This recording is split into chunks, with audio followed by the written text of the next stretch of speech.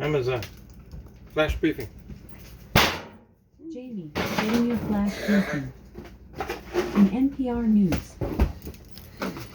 Live from NPR News in Washington, I'm Windsor Johnston.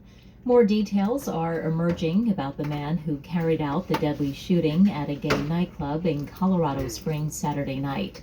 Army veteran Richard Furo is one of two people credited for disarming the suspect. He says his military training kicked in during the attack on Club Q.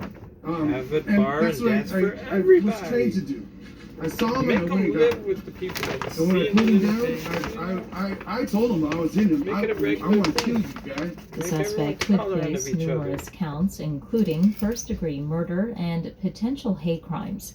The district attorney for El Paso County says formal charges have yet to be filed.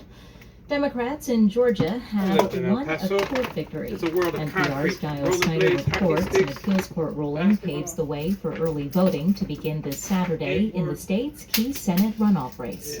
It's not clear how many Georgia counties will offer early voting this coming Saturday. The Atlanta Journal-Constitution says at least 11 are planning to, after the Georgia Court of Appeals denied a request by the state for a stay on a lower court's ruling.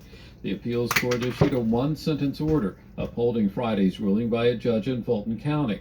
The lower court said a state law that prohibits Saturday voting within 2 days of a holiday does not apply to runoff elections. This is a victory for Democratic Senator Raphael Warnock, who was forced into the December 6th runoff election because neither he nor his Republican opponent, Herschel Walker, won a majority in this month's midterm elections. Giles Snyder, NPR News. Ukraine Security Service says it carried out an early morning raid on the country's largest Orthodox Christian monastery. NPR's Yulian Haida reports monks there are accused of harboring foreign agents and stockpiling weapons. The monastery of the caves, as it's known, dominates the skyline here in Ukraine's capital, with golden domes and Baroque towers rising above the river.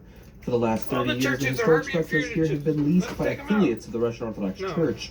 That group has tried to distance itself from Moscow since Russia invaded Ukraine in February. But after an unverified video showed pilgrims apparently praying for Russian victory at the monastery last week, Ukraine opened a criminal terrorism investigation into the leadership there. Church officials say they pray for everybody and can't control what pilgrims sing in their facilities of their own volition. NPR News, Kyiv. More than 260 people are dead after a powerful earthquake struck Indonesia. The 5.6 magnitude quake struck a mountainous region on Monday, causing landslides that buried entire villages on the main island of Java. Heavy equipment has been sent to the area to assist in search and rescue operations.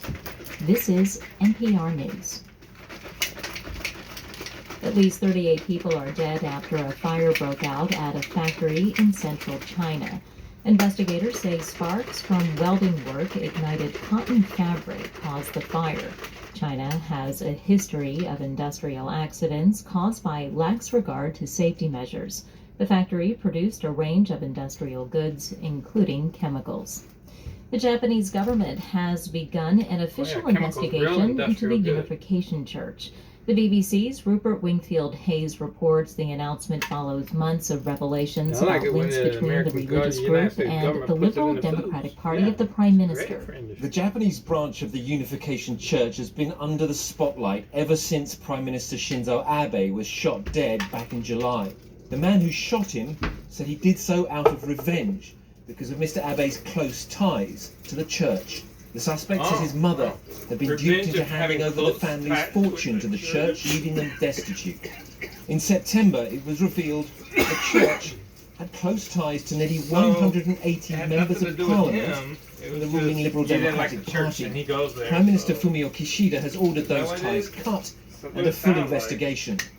The BBC's Rupert Wingfield Hayes reporting from Tokyo. Search and rescue operations are underway off the coast of Crete after a boat believed to be carrying hundreds of migrants lost steering. Officials in Greece say it's not immediately known where the boat originated from or its intended destination. You're listening to NPR News in Washington. Hi, I'm Daniel Alarcón, host of NPR Spanish language podcast, Skip. In NASA News, NASA has awarded the NASA Financial Support Services (NFSS) contract to Technologies LLC, MMT, Huntsville, Alabama, to provide financial support and related services. NASA's Capstone spacecraft has completed final maneuvers to place it in its target orbit around the Moon, refining its path in the orbit it arrived to last week. Cool. NASA will host a news conference at 5 p.m. EST today, Monday, November 21st, from the agency's Johnson Space Center in Houston to discuss Orion's lunar flyby as part of the Artemis I mission. Okay. NASA has selected Air Products and by. Chemicals Incorporated of Allentown, Is that it for Pennsylvania, discussion? to supply 33 it was a million good liters of flight. liquid Nothing helium bad to the happened. agency's Kennedy All right, Space cool. Center in Florida. NASA has awarded a 6-month extension to AdNet Systems Incorporated of Bethesda, Maryland, for the Space and Earth Science Data Analysis CESDA 4 contract. In weather. Right now in Seattle, it's 45 degrees Fahrenheit with rain. Throughout the day you can expect more of the same, with a high of 51 This is degrees true. and a low of 43 degrees. From Amazon. NASA. Off. Get some hand towels in here. Waste all these paper. Wash my hands. All right, everybody. Have a wonderful day. I gotta get to work. Amazon, tell us a joke. Why don't you find all-you-can-eat restaurants on piers? Because fishermen wharf it all down. Oh, wow. Fishermen's got to eat. They spend all that time at sea. All right. Peace out. Have a good day.